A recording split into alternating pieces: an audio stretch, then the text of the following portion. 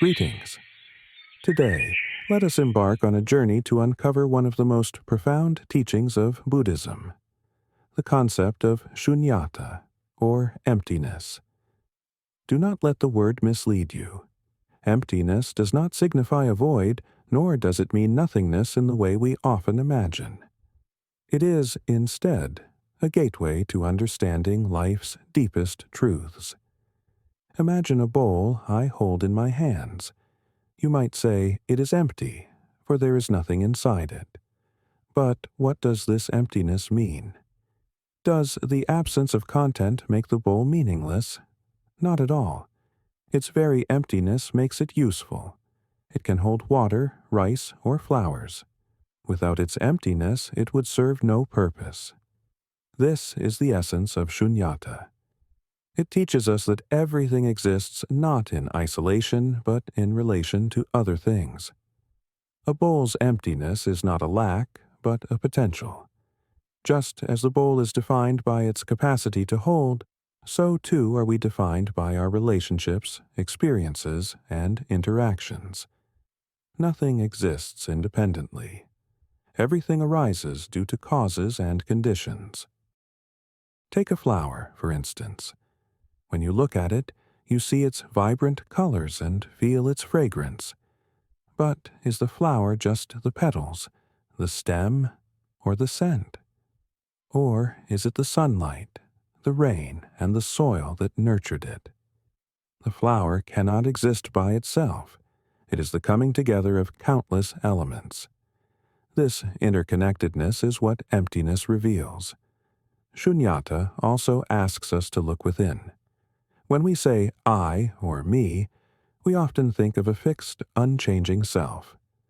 But pause for a moment. Are you the same person you were 10 years ago? Physically, emotionally, even mentally. You have changed countless times, as have your surroundings.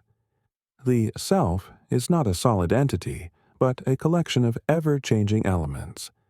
Does this realization trouble you? It shouldn't. Understanding emptiness is not about despair or nihilism. It is a path to freedom. When we see that everything is interconnected and ever-changing, we stop clinging to permanence. We begin to flow with life like a river, embracing its twists and turns. And here is where shunyata transforms our relationships, love, and friendships. It does not expect us to leave these connections behind, but invites us to engage with them more deeply and authentically. Shunyata shows us that love does not need to be possessive to be meaningful. True love is rooted in compassion, or karuna, and loving kindness, or metta. These qualities allow us to cherish others without the fear of losing them or the need to control them. When we understand that people, like ourselves, are not fixed but ever-changing, we approach relationships with openness and patience.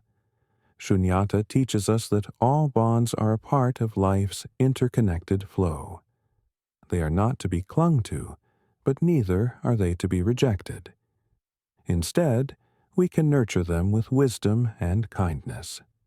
In this flow, we discover compassion. When we see that our existence depends on others, we naturally cultivate gratitude and kindness. When the flower fades, it nourishes the soil for new growth. When we let go of attachment, we make space for joy, creativity, and peace. Shunyata is not an abstract idea meant only for philosophers. It is a truth to live by. In seeing the world as interconnected, impermanent, and full of potential, we awaken to life's beauty and possibilities.